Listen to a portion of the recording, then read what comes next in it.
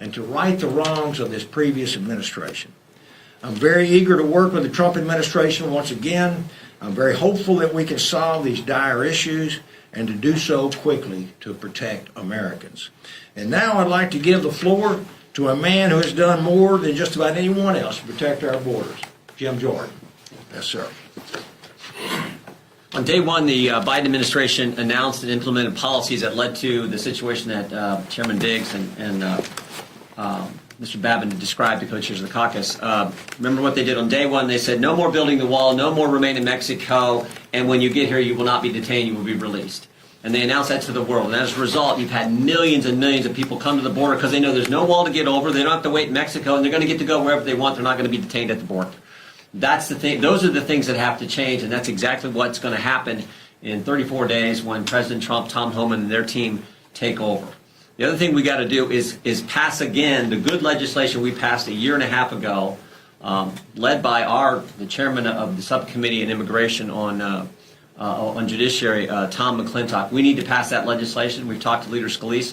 He plans to do that. So we want to pass that again, send it to the Senate. Hopefully they will take it up and implement the policies that will reverse what the Biden administration did and help President Trump, help our country get the kind of border control situation that we need. So I want to introduce the guy who did so much work, as Andy and Brian have done leading the caucus, the guy who did so much work in our committee on this issue, the chairman of the subcommittee, Tom McClintock from California. But, let me point out that work would not have been possible without Jim Jordan's leadership on the House Judiciary Committee, and I am very grateful and honored to have had the opportunity to work with him on that subject. It's pretty clear, history is screaming this warning at us, that countries that either cannot or will not secure their borders aren't around very long. Under the Biden administration, we have seen the largest illegal mass migration in our history, overwhelming our social services, our public schools, our public hospitals, our homeless shelters, and unleashing the most violent criminal gangs in the world upon our local communities. The American people have finally given us the tools to secure our border, and this administration, under Trump, is fully prepared to do so. President Trump proved that simply enforcing laws can produce secure borders, but President Biden proved that a president intent on leaving our borders wide open can do so as well. In the next session, our first priority has got to be to enact H.R. 2 to assure that future presidents cannot subvert the law, as Biden has, and then to sanction sanctuary jurisdictions that are protecting criminal illegal aliens from deportation, and then to provide the measures the incoming administration requests to assure this tragedy never threatens our communities again.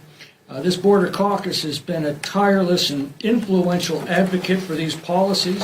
It's an honor to have been part of their work, and I personally want to thank Andy Biggs and Brian Babin for their leadership. They have done so many border tours for our members that have opened the eyes of a lot of our colleagues over the threat that this situation presents our country.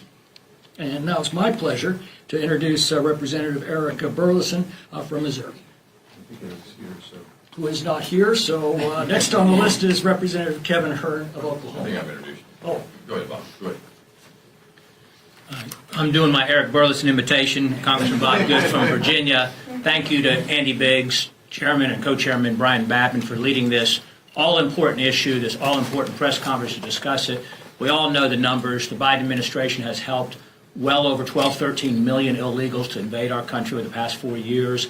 Some 2-3 million of which are known gotaways, those who don't surrender for all the free stuff that Mr. McClintock was talking about.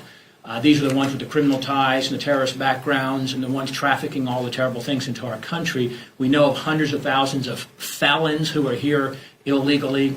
And this has all been done on purpose by the Biden administration. Democrats believe that everybody around the world, the 7 billion people who don't live in the United States, have the right to come here with no limit, legally or illegally. Now that the border will begin to be sealed come January 20, we're going to find out who's here. When their accomplices can no longer stream unrestricted across the border, sadly, we're going to find out who's here. That's why Tom Homan's determination on the direction of President Trump to have this massive deportation is so important. That's why it's so criminal, literally, for these mayors and these governors, these Democrats who are saying, we're going to resist. We hate the country so much, and we love these illegal aliens more than American citizens so much, we're going to do everything we can to resist that. And while Republicans, sadly and unfortunately, the last 2 years have refused to defund Mayorkas' border invasion and literally gave him a $3 billion raise in the CR this past spring, hopefully Republicans will show a willingness to actually do what we say and defund these sanctuary cities and states. So thank you to my colleagues for standing strong on this issue. This is a critically important issue. Thank you again to Chairman Biggs and Babin for leading this. And now I will introduce the great Kevin Hearn from Oklahoma. 10 million illegal immigrants. And no, that's not a headline, that's a failure. Since Biden took office at our southern border alone, there have been 8.2 million encounters and worse, 2 million known gotaways. Slipped past Border Patrol and disappeared into our communities. That's more gotaways than the entire previous decade combined. Every day we wait, more lives are lost to fentanyl flooding across our southern border. Under President Biden, over 200,000 Americans have died. Think about that. 200,000 Americans have died because of his failed border policy, and more than twice the number that died in Vietnam. This has got to end, and it will on January 20th. The American people are fed up. They outright rejected Joe Biden's failed America last agenda, but instead of listening, Biden doubled down. He's not just ignoring the crisis, he's selling off pieces of the border wall, as you all have been reading. I tell you this, that wall will be back in action on day one under President Trump when he returns to office. It will serve as a deterrent. It was meant to be because it works and the American people demanded it. The border crisis didn't happen by accident. It's a direct result of Joe Biden's actions. On that day, he dismantled every single border security measure that President Trump put into place, and the consequences have been devastating. For 4 years, Joe Biden put America last. He put your safety last. He put the border last.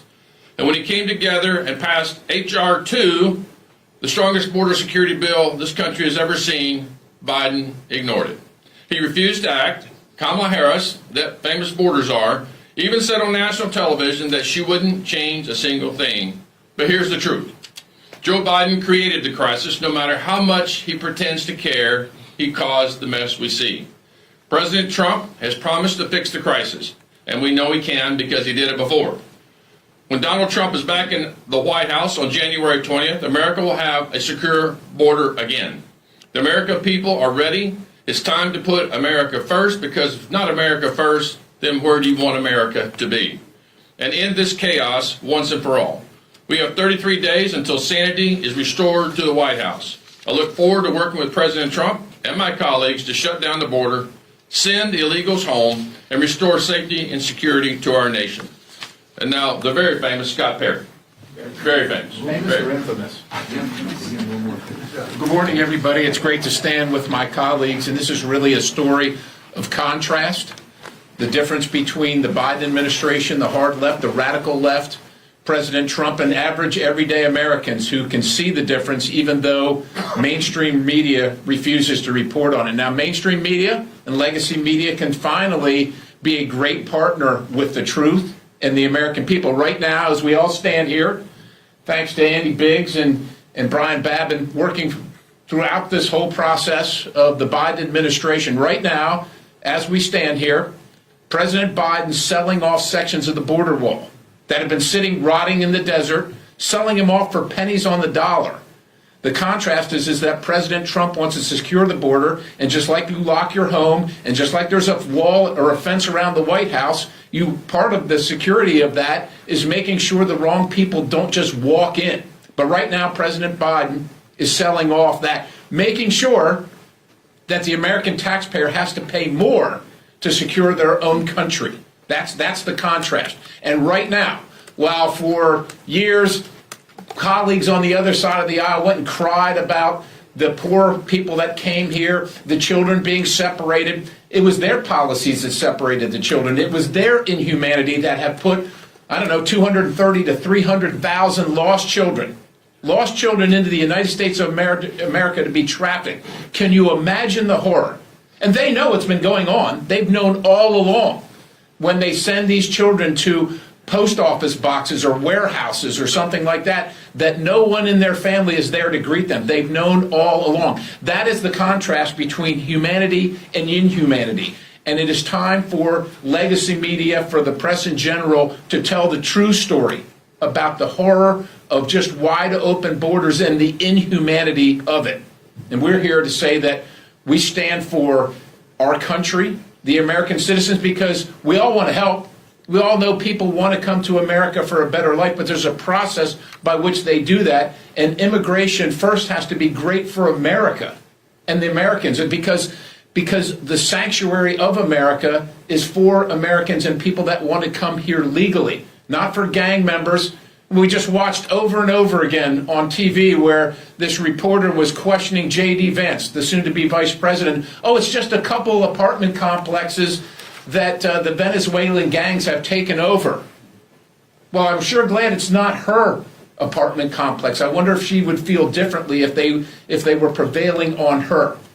This is the indifference of the press to the plight of Americans like Jocelyn Nungare and Rachel Marin, who have lost their lives, and that inhumanity. So this is a story of contrast.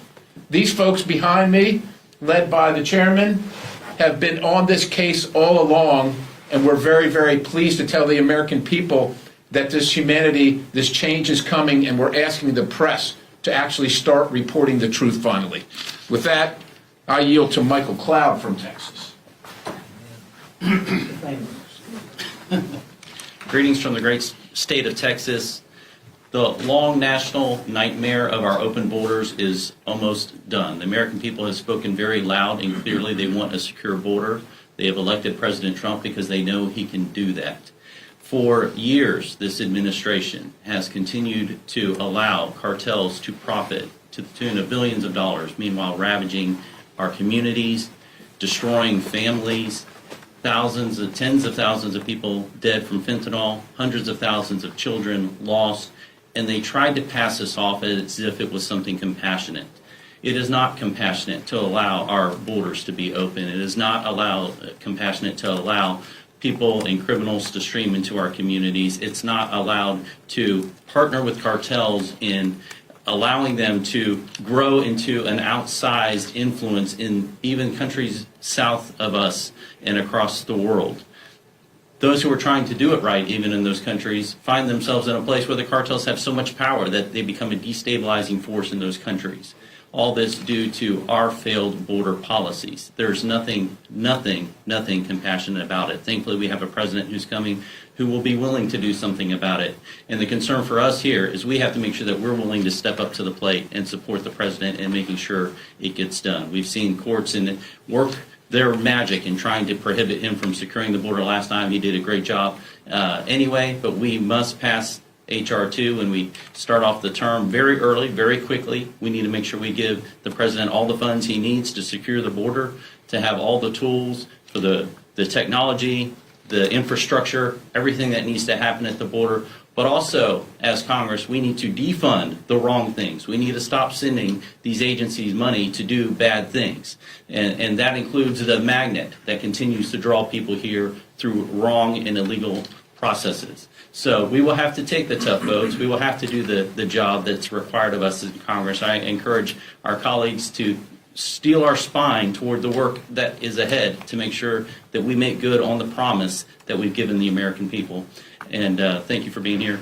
And I will, Ralph Norman from South Carolina. Thank you, Mike. You know, and as has been said, in 33 days, the nightmare will be over with. And I want to thank Congressman Biggs and Congressman Babin for leading, as well as everybody behind me. Folks, what's happened to this country, America did not bargain for. America did not bargain for letting crime invade our streets, to let the gangs come in. You know, you can't, I wondered a lot of times if it were Biden's daughter who got killed as Lakeland Riley did, how would his view change? Or if it were his son or daughter who aimlessly went in the country with no guardians. I'm the one that got a call with busloads of children coming in North Carolina and South Carolina, of young children, and coming in late at night, checking in, and leaving early in the morning, and when asked what they were doing, wouldn't say a word.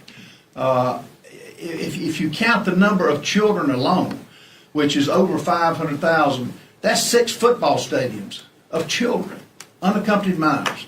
But the evil that this has done to this country, and the cost that we're having to pay now, which is worthy. What I'm excited about is a man like Tom Homan, who will get the job done. What I'm excited about is the funding that's going to take place to stop this insanity. And what I'm excited about is the whole mood of the country is not putting up any longer with what's taken place this last 4 years. And to top it off, selling parts of the wall. All of us have been to the border. The panels are $5,000 and $10,000 a piece. Selling them for $5, as we've heard, is insanity and it's evil. So I'm excited about what President Trump will do. I'm excited about what people behind me will do, and it's going to be a new day in America. Thank you so much for covering. Amen. Now I call on Tom Tiffany. Good morning, everybody. It was a little over a decade ago that a previous president said, we're going to transform America. He did not accomplish it in 2 terms. But his vice president, who is now the president, he was determined to do it, and to a certain extent, he has been successful. We've heard the stories about the terrorists coming into our country in record numbers. You heard about the fentanyl poisonings that affect the districts of all of us throughout America, including in Wisconsin, as well as the places where you live. We've heard all those stories, but I think the greatest story is the human trafficking operation, which is almost unprecedented in American history. It rivals slavery from 300 to 400 years ago. The number of people that are being trafficked here through America by the cartels and others. And it is a sad day for America. And when the history of the 21st century, of the early 21st century is written, this will be a blight on American history. This massive human trafficking operation that was established. It's all going to end in January.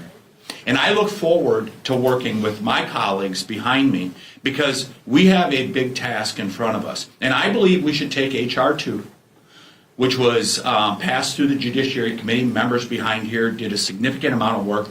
I wrote one portion of that bill, and that was the parole portion.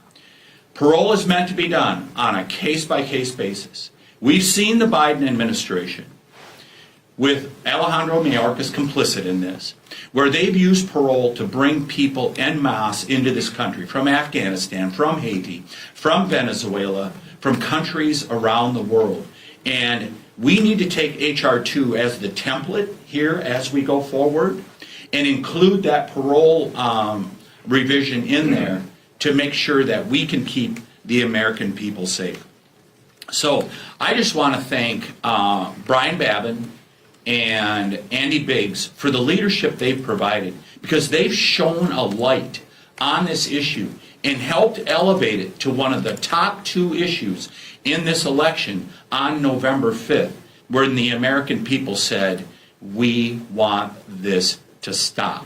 I can't wait to go to work after January 1st with this group behind me, representing the American people to make America's southern border secure once again.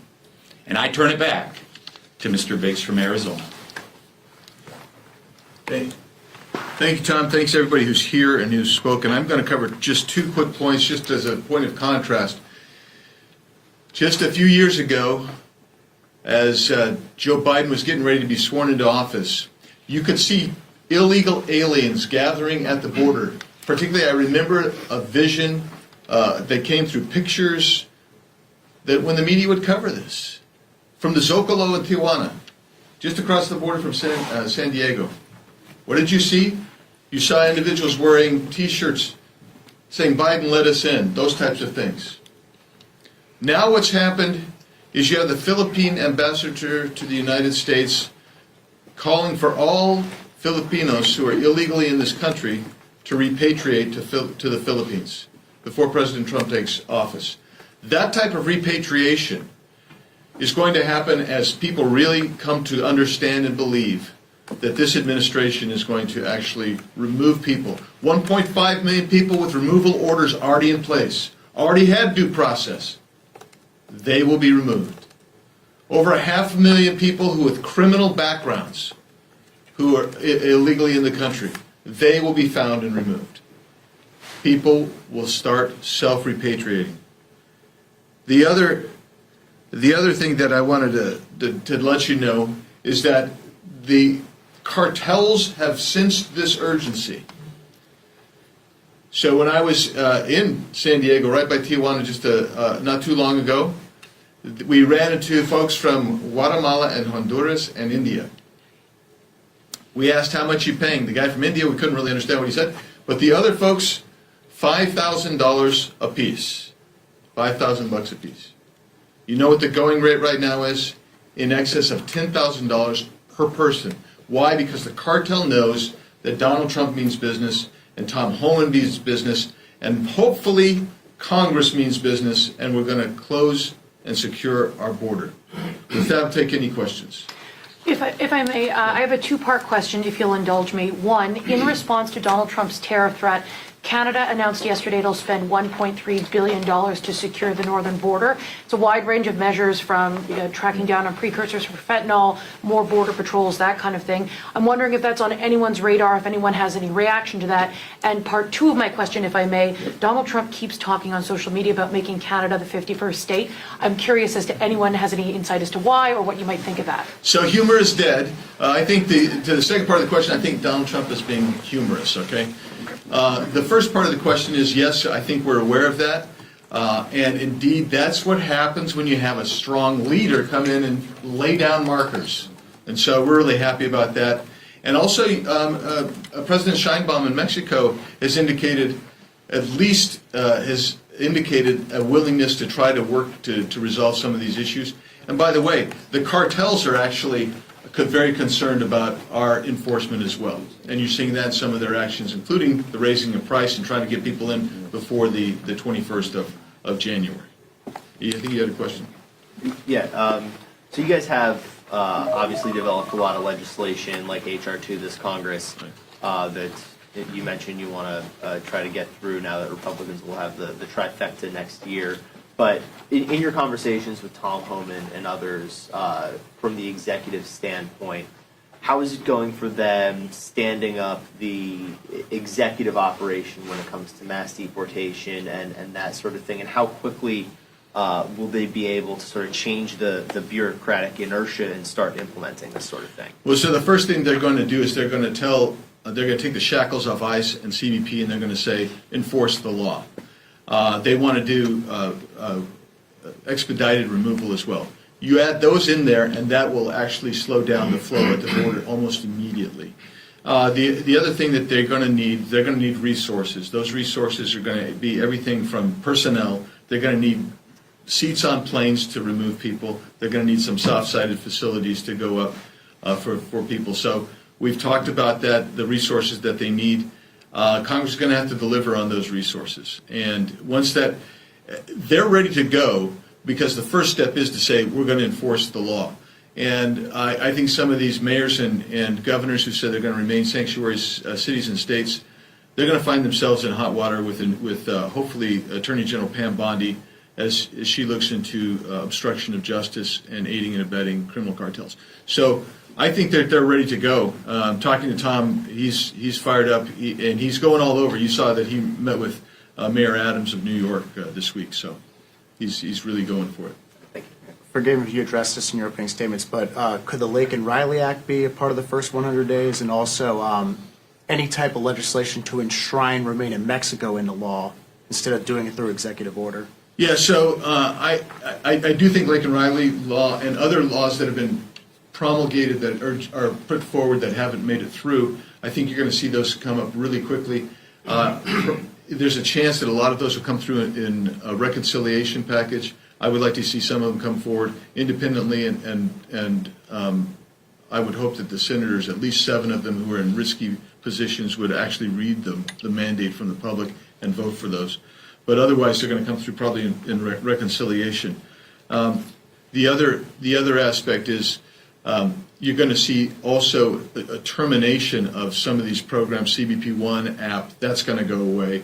The CHNV program, that's going to go away. That's going to save us a bunch of money for reconciliation purposes as well.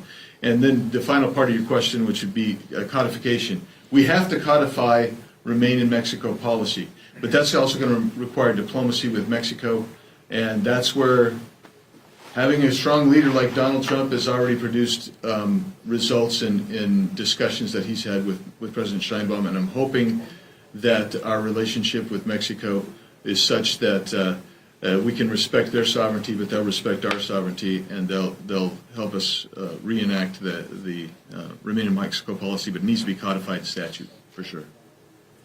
May I ask a follow-up if no one else has questions? Anybody want to, what do you guys think? Should we let her ask a follow-up? I'm just. Okay, yeah, all right. Thank you, I appreciate this. I'm curious, given the changes that Canada has made, I'm a reporter from a Canadian news outlet. Yeah. Do you think that's going to be enough to satisfy Donald Trump and Canada avoid the tariff threat? And how would you classify concerns that you might have about the northern border? So the northern border has been, we've seen more encounters in the northern border in the last year and a half than we've ever seen before, right? I mean, and then we've also seen increasing drug trafficking coming across and some human trafficking as well. So we've got to bring that to a close, just like we have to bring the southern border under control. You're asking me to read the mind of President Trump, and I will say that I support him, and he's doing a masterful job. He's an incredible leader. Will what Canada's doing be enough to prevent tariffs being imposed upon Canada? I don't know. I don't know if you guys have any insight on that, but I simply don't know. But I hope that, again, our relationship with Canada is a great trading partner with the United States and sits on our northern border, and we respect their sovereignty. Hopefully we can work together and respect each other's sovereignty and resolve this border crisis that's actually from the northern border states, border to the northern states as well. With that, thank you everybody for being here. Thank you all for my colleagues for being here, and we'll talk to you again.